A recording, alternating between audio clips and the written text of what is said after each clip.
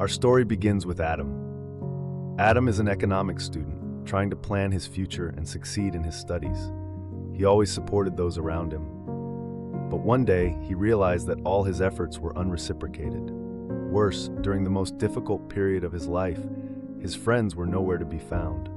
He was alone. But maybe this loneliness was the beginning of his greatest transformation. Let's explore how Adam learned the principles of supply and demand through his own journey.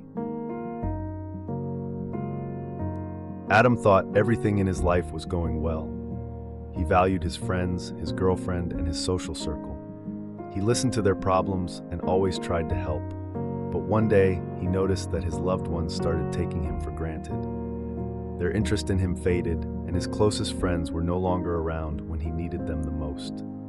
Struggling with school, career anxieties, and his future, Adam realized he was alone. And in that moment, he asked himself, "Why am I always the one giving?" Desperate for support, Adam went to his friends. Sitting at a cafe, he tried to open up about his feelings, but they were dismissive. "Don't worry, it'll pass." This again?"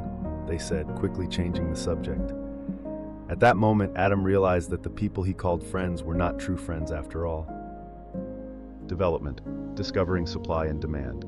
Over time, Adam realized that relationships work just like economics. If something is constantly available, if it's too easy to reach, people lose interest in it. Humans naturally desire what is hard to obtain. But Adam had made himself always available in his relationships. His friends and girlfriend assumed he would always be there, so they took him for granted. That's why his value in their eyes had diminished.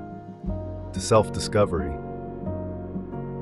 Adam made a decision during this phase of his life. Instead of living for others, he would prioritize his own happiness. He focused more on his studies, set new goals, and started developing himself.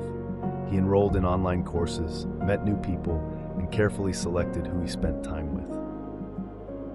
Interestingly, as he started focusing on himself, those around him began to show more interest in him.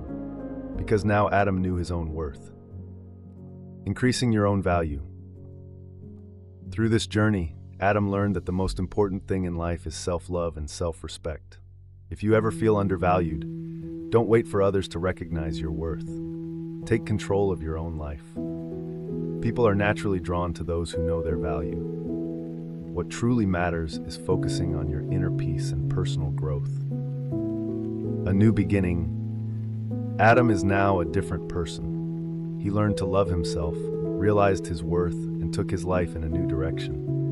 He became more successful in his studies, chose his friends more wisely, and now looks toward the future with hope. But what about you? When will you start seeing your own value?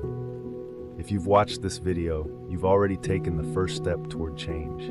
Now it's time to begin your own journey.